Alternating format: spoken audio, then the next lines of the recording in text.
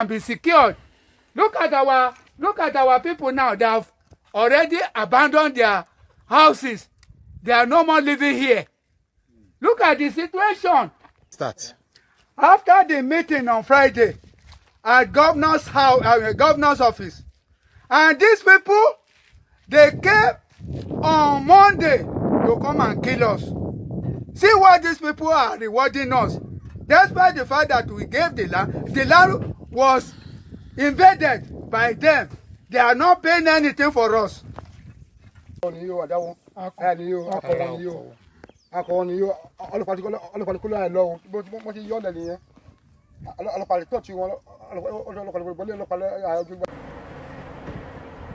This is where they are. Where they used to put the cow, where they are rearing it at Odofin layout in Igoba.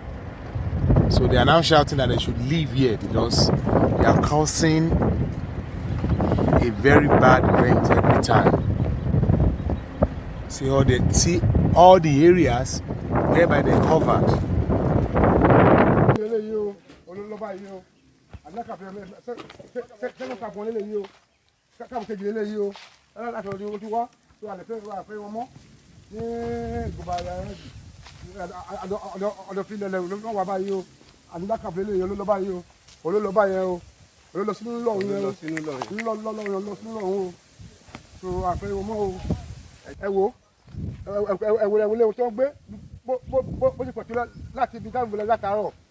Before 5:40 wọ́n ti lọ ojú wọn báyà rí wọn mọ́ ẹ̀wò ilé wọn tó ń gbé ẹ̀wò ní báyìí o láti ọyọ ẹgbẹ́ bọ́mọ́sọ mọ́tò níta ẹ̀wò tó fẹ́ kọ́lé wẹ̀rẹ̀ lẹ́kọ́ olóṣù lọ́hùn yìí o ló ti fa o kápọ̀ nìyí o ẹjọ́ ẹ̀ṣálúwa o ẹ̀ṣálúwa pàtó ẹ̀ṣálúwa o akéde ìlú ẹgbà wá o fẹ́lẹ́ gọ́ọ̀mẹ̀ntì gbà wá o àwọn kọ́míṣọ́nì gbà wá o nígbè àwọn tó wà nígbà wọn lè wá kọ́lé o ẹ̀jẹ̀ gbà wá o ẹgbà wá o ẹgbà wá o àfẹ́ fúlàní mọ́ o ní gbogbo àdúgbò mọ́ o kó máa lọ bọ́ sí lọ kó máa lọ bẹ́ẹ̀ o àfẹ́.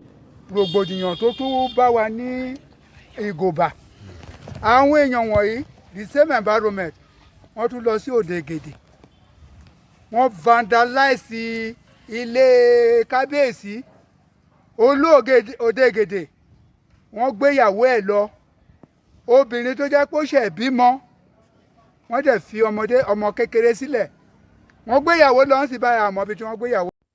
Hello, mo kí wa ẹ káàárọ̀ ẹ káàsán ẹ káalẹ́ gbogbo ibikíbi tẹ́ bá wà tẹ́ ti ń gbọ́ mi àbí tẹ́ ti ń wò mí lọ́wọ́ orúkọ tèmi ò yí padà Yèyé Dárákọ Owó ni mò ń jẹ́ ṣé ti gbọ́ báyìí ní Ondo State wọ́n ní kò tí ì pẹ́ lẹ́nu ọjọ́ mẹ́ta tí wọ́n meet pẹ̀lú gọ́vnà Akérédolú tí wọ́n jọ ṣe meeting lórí ọ̀rọ̀ gbogbo nǹkan tó ń ṣẹlẹ̀ yìí tó ò bá ní sọ pé irọ́ ni ṣó mọ̀ wípé àwọn Fúlàní náà ni wọ́n lọ attack ní Ọ̀wọ̀ tí wọ́n pa àwọn èèyàn ní church lọ́sàn gangan tí today wọn ò rí anybody tí wọ́n lè mú àwọn tó kú wọ́n kọ̀ kú dànù náà ni àìmọye wọn gbogbo ní gbogbo state ilẹ̀ Yorùbá báyìí máa fẹ́ lè sọ wípé Ondo State náà ti ń attack jù lẹ́yìn ìgbà tí àwọn ará Igoba Odofin Igoba ní Ondo State tí wọ́n ṣe meeting pẹ̀lú gọ́vnà Akérédolú àti àwọn ọba ohun lẹ́rí tí àwọn Fúlàní wọ́n ní nítorí pé bí wọ́n ṣe ń ṣe ní rẹ̀bi tí wọ́n jókòó sí tí wọ́n náà ti rẹ̀ àwọn màálù wọn ó ti ń mú ìpalára bá aráàlú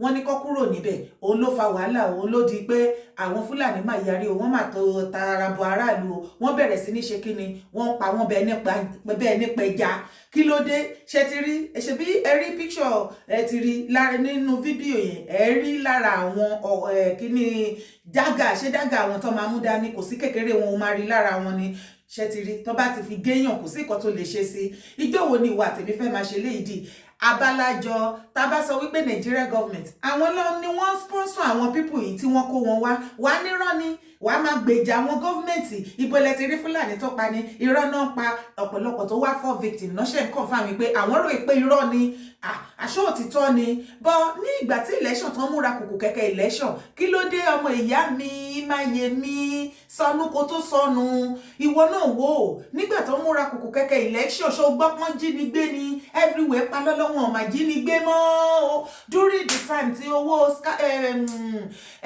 cash scarcity tí ò sówó ńlẹ̀ ẹgbà mi sórí kan jíyàn gbé ìwọ̀nba là ń gbúrò wọn mọ́ kí náà parí ìbò fún báyìí wàlẹ̀ wọ́n ya wèrè sí gbòòrò ni left right center náà dẹ̀ ti lọ́ àtàkà mo yọ oríṣiríṣi fídíò mo tún wá rélẹ̀ mo ní no I need to talk about this ó ti ń pọ̀ jù ká tún pé àwọn èèyàn wa tó bá ń gbé fídíò ẹ̀ má sọ wípé ó ti pẹ́ tó ti ń gbéyàn no wọ́n tún ti bẹ̀rẹ̀ again at this particular time àsìkò ti tó fún ìwà tèmi láti protect ilẹ̀ wa náà ọ̀rọ̀ tó wà lẹ̀ kò ṣe ọ̀rọ̀ kékeré rárá ẹni bà ló mọ̀ ẹ̀yin kábíyèsí tẹ́ ń ta ilẹ̀ tẹ́ ń ta ilé tẹ́ mú gbogbo nǹkan tẹ́ fẹ́ fi gbé o tẹ́ fi ṣe owó ṣe rí yóò máa lẹ́yìn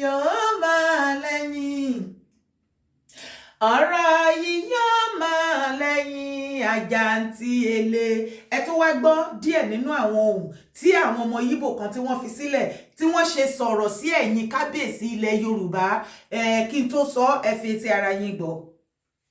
If truly they care, why are they not going after people that are even institutionalizing themselves in that state? Why?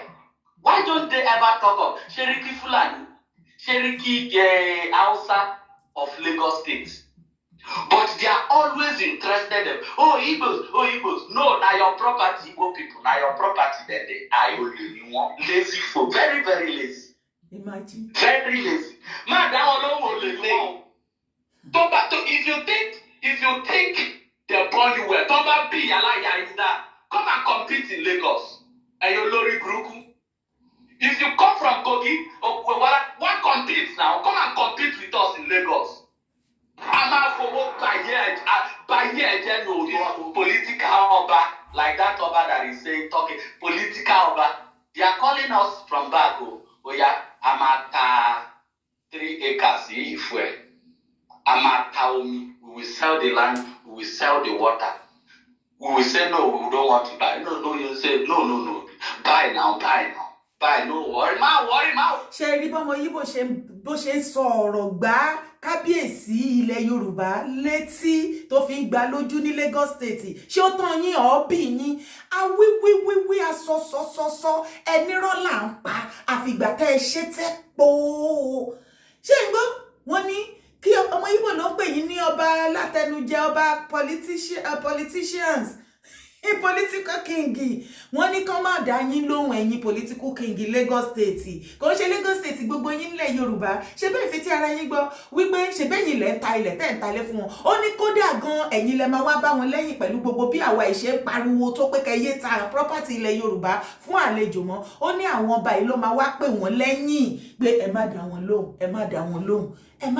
lóhùn a máa ta ilẹ̀ fún yín a tún máa ta omi fún yín ọmọ Yorùbá wàhálà ti wà kì í ṣe ilẹ̀ àbí ilé nìkan ní kábíyèsí àwọn ọba ilẹ̀ ní Lagos State gbogbo ilẹ̀ Yorùbá kì í ṣe ilẹ̀ àti ilé nìkan ni wọ́n ń tà wọ́n tún ti ń ta omi wá adẹ̀wà pariwo water bill àṣẹ àwọn kábíyèsí ti ta gbogbo omi tí ń bẹ nílẹ̀ Yorùbá wọ́n ti fẹ́ tà tán àgbẹ̀ o Yorùbá nation iṣẹ́ pọ̀ lọ́wọ́ wa bàjẹ́ abálájọ táwọn bá ń takù tán sọ wípé irọ́ Yorùbá nation tí tó gbà àṣírí ńlá rèé o Jésù ṣé ẹ̀yin kábíyèsí ilẹ̀ Yorùbá ẹ tún ta omi ẹ ń ta ilẹ̀ omi gbogbo nǹkan tó bá yá tẹ ta ilẹ̀ omi tẹ talẹ̀ tán tẹ talé tán ẹ̀yin máa lọ ta òfurufú o abẹ́ẹ̀ ní ta òfurufú ẹ bẹ̀rẹ̀ sí ní ta igi ẹ ta ọ̀pẹ lórí kíni wàhálà ti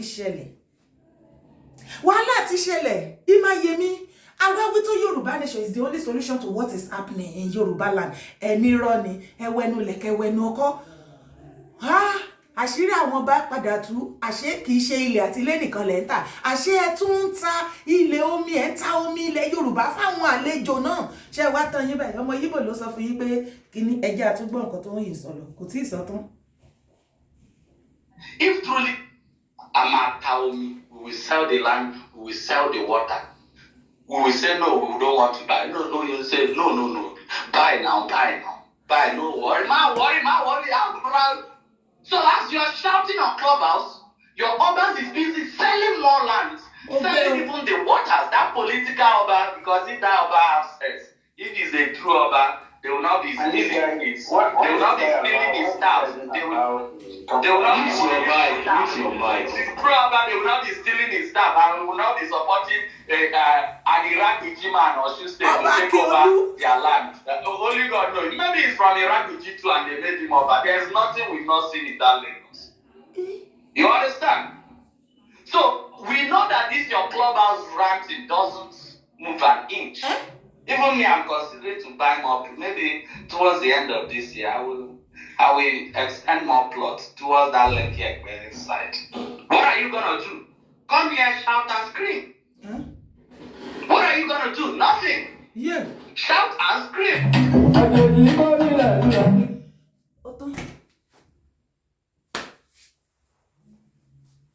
It's a finish. It's a finish. It's a finish. It's a finish.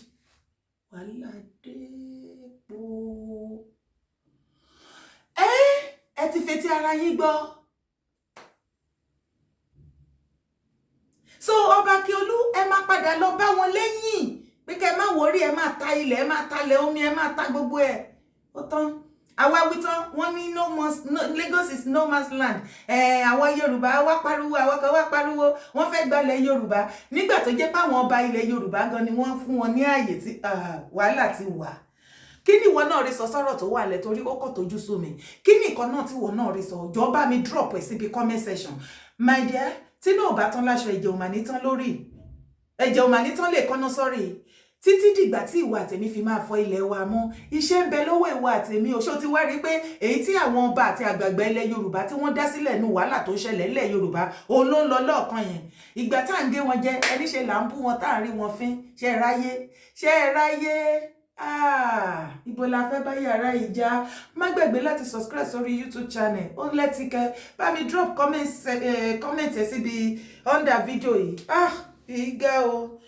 Yóò yá ọmọ Yorùbá ronú ìdàbọ̀ o. Yóò